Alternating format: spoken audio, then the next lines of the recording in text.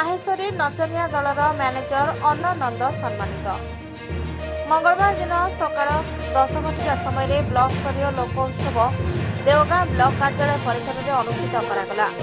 उक्त ब्लॉक स्तरीय लोकोत्सव 2026 वर्ष में ब्लॉकर 26 ग्राम पंचायत अधीन ग्राम गुड़िकर विभिन्न प्रकार कलाकार उपस्थित थे और कार्यक्रम में अंशग्रहण करते।